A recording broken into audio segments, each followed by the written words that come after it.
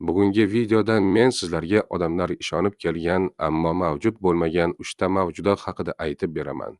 Siz esa shuncha mehnatimiz uchun kanalga obuna bo'ling.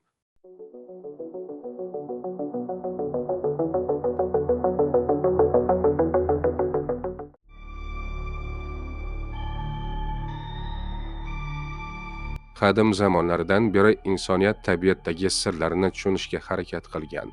Tuman orasida harakatlanayotgan soyalar, daraxtlar orasidan eshitilgan tovushlar, tungi nur o'yinlari bularning barchasi odam ongida bu yerda boshqa mavjudotlar yashaydi degan tasavvurni uyg'otgan.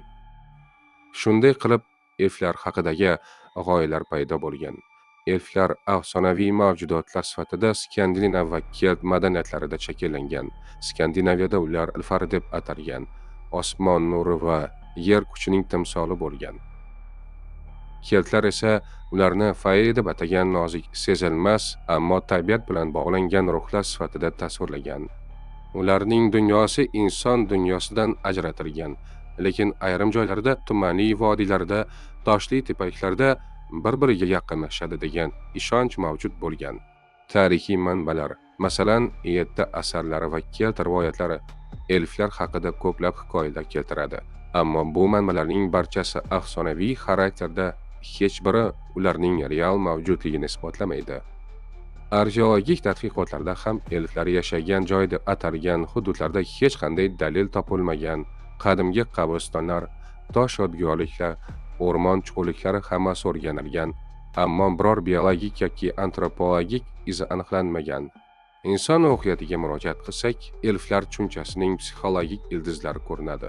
Qadimgi inson uchun tabiat sirli, xavfli va tushunib bo'lmaydigan kuch edi. Shamolning ovozi, daraxt shovqini, chaqmoq yoki tuman harakati bularni izohlash uchun inson tasavvurida timsollar paydo bo'lgan. Shu tariqa elflar inson tafakkurining tabiatni tushuntirishga qaratilgan ramziy mahsuli xolos. Videoni shu joyigacha ko'rgan bo'lsangiz, iltimos Telegram kanalimizga ham obuna bo'ling. Kanal havolasi ekraningizda va video ostida.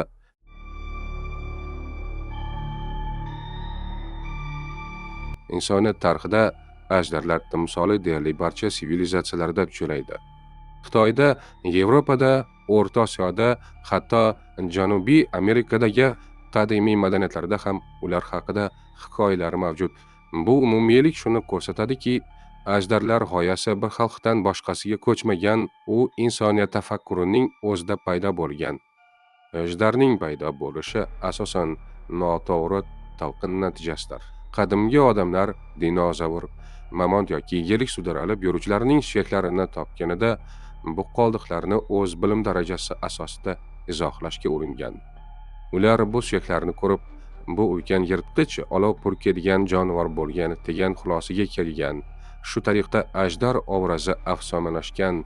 Xitoy madaniyatida ajdar yovuz emas, u tabiat kuchlarini boshqaruvchi, yomg'ir va hosil ramzi hisoblangan.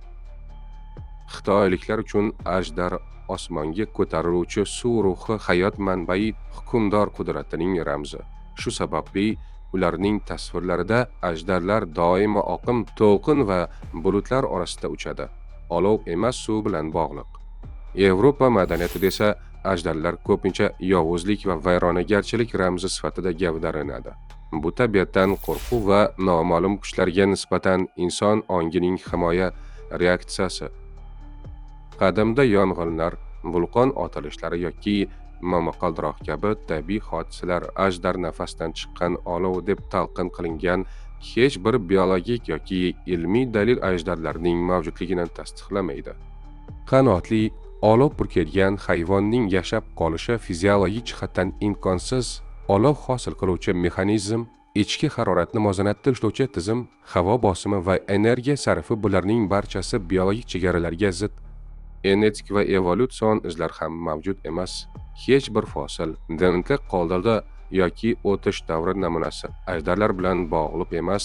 Arxeologiyada topilgan ajdar suyaklari keyinchalik dinozavr, mamont yoki katta baliq turlariga mansubligi isbotlangan.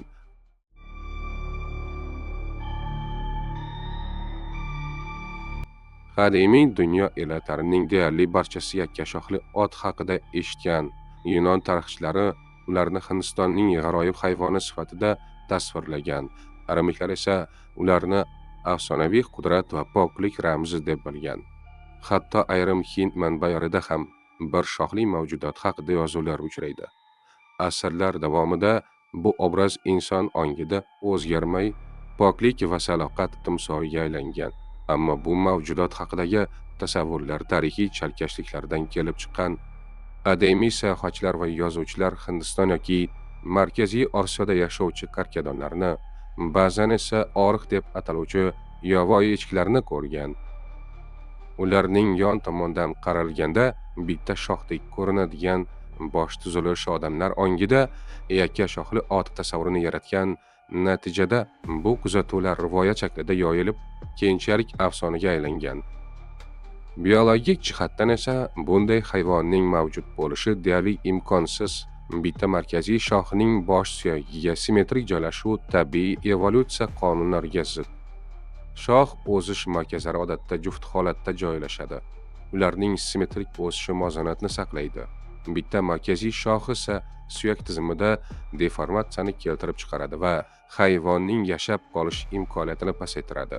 Shuning uchun yakka shoxli otning biologik modeli amalda mavjud bo'la olmaydi. Hech bir arxeologik yoki paleontologik topilma bu mavjudotning izini ko'rsatmagan. Qadimiy san'atdagi tasvirlar, qo'lyozma rasmlar va haykalchalar barchasi inson tafakkurining mahsuli. Ular real kuzatuvga emas, balki ramziy ifodaga asoslangan.